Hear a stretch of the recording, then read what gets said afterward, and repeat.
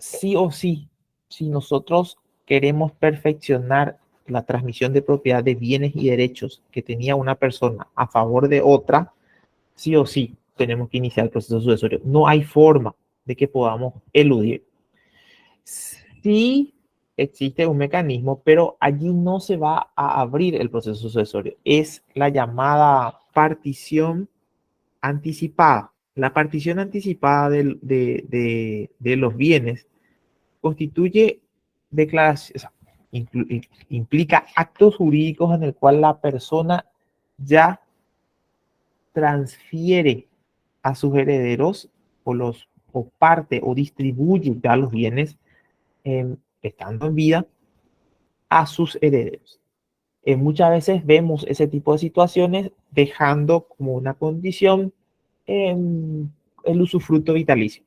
Es decir, tanto los, supongamos, están los padres y deciden ya transmitir la propiedad a sus hijos, dejando subsistente un usufructo vitalicio. Es decir, perfectamente allí sí ocurre y opera la transmisión de la propiedad.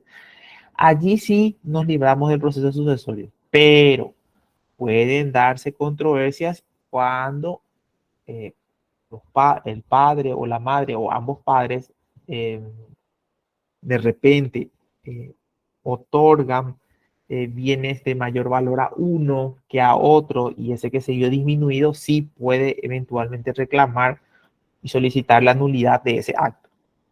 Pero para ello sí se tiene que abrir la sucesión. Sería el caso que está queriendo, no sé si ya hizo el señor Horacio Cartes, en dar ya una sucesión anticipada a sus hijos, ¿o no? Esa es la partición anticipada de los bienes. Es exactamente. Y eso ocurre por actos de liberalidad. Puede ser, o sea, realmente son actos de liberalidad porque no es oneroso. La partición anticipada no es onerosa. Entonces allí la persona, poniendo el ejemplo de otra persona, eh, ya entrega en propiedad sus bienes. Ya entrega a sus herederos. Podría eventualmente, supongamos en el caso que usted está señalando, un heredero que se ha visto excluido de esa partición cuando fallezca esa persona que realizó la partición anticipada, demandar la nulidad de esos actos si es que él se vio afectado porque recibió poco o porque no recibió luego o porque no fue luego reconocido heredero y va a tener que accionar para ser declarado heredero. Es decir, sí, se puede hacer. El caso que usted está señalando es el que se está realizando. O sea, de acuerdo a los medios de prensa, esa es la figura que se está utilizando. Pregunto, en el caso de una persona que no tenga tantos bienes, Uh -huh. ¿qué pasa cuando hace toda su partición anticipada de bienes y quedan las deudas? ¿Qué pasa con esos acreedores? Ellos abrirían una sucesión, pero si ya no hay bienes, ¿qué pasa ahí? ¿Va contra los herederos que recibieron esos bienes? No. De última, sí, van a ir contra esos herederos. La situación es la siguiente. Puede darse el caso que los futuros causantes decidan transmitir ya la propiedad de sus bienes a sus herederos y teniendo ya muchísimas obligaciones y luego se producen su deceso, ¿verdad?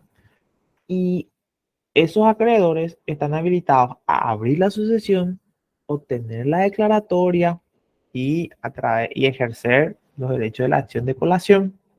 ¿Por qué? Porque se hizo en fraude a los acreedores.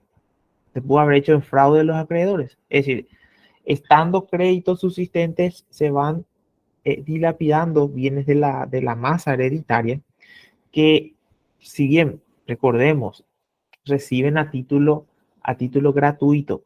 La partición anticipada es la que se realiza a título gratuito. No hay onerosidad, no hay contraprestación allí. Allí no existe. Entonces, los acreedores sí pueden demandar la nulidad de esos actos jurídicos y traer los bienes a la masa, sí o sí, o en su caso el valor de los bienes, para que traído el valor de esos bienes puedan ejercer su derecho de acreencia y cobrar. Y lo que sobre de eso nuevamente reciban los herederos. Pero se puede. Una consulta, profesor. Sí. En el caso de que bueno, en este caso es una cooperativa que los herederos no comunican de que falleció el causante. Como nadie sigue, quedó como moroso la persona que no estaba pagando más sus deudas. Sí. Hasta que se comprueba después de 1 o 2 años de que falleció había sido. Ya se hizo la sucesión, se repartieron todos y esa deuda quedó ahí flotando. O sea, ¿cuánto tiempo da al acreedor para poder recurrir dentro de la sucesión para reclamar el cobro de esos créditos? Por vía incidental, por lo menos esperamos, para eso se hace, los 60 días.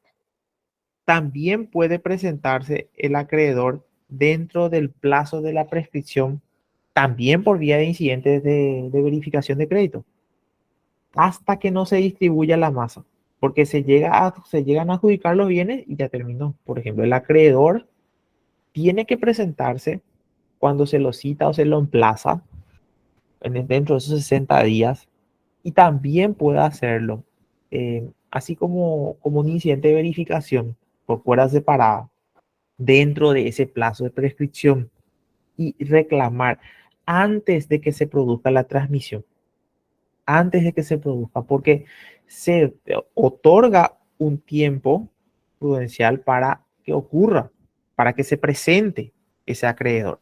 Y luego si se transmite ya la propiedad, ya se transmitió. O sea, que va a tener un crédito que lo va a ejercer sobre qué. Si por su descuido, vamos a decirlo, o por su negligencia en el tiempo oportuno que tenía que ejercer ese derecho, no lo hizo. Es decir, la norma te da 60 días e inclusive podemos estirar un poquitito más si esa presentación de verificación de crédito se realiza antes de la adjudicación. Hasta ahí podemos de repente discutir. También podemos discutir en el caso de que exista un proceso abierto ya antes del causante. Ahí no va a haber dudas. Ese proceso, si es que fue demandado, automáticamente ese proceso va a tener que venir por fuero de atracción al proceso sucesorio. Es decir, nuestro causante tenía un litigio con la entidad cooperativa por el cobro de una determinada cantidad de dinero. Bueno, durante la sustanciación del proceso fallece el causante, obviamente, y eso hace que ese proceso de cobro, primero, se suspenda en virtud del artículo 50. No se suspende. Y segundo, ya conociendo el juzgado donde se tramita el expediente sucesorio, automáticamente se remite el expediente al proceso sucesorio. Y eso va a impedir que se realice la partición y la adjudicación de los bienes hasta tanto no se le pague a ese acreedor o no se termine con ese proceso ejecutivo.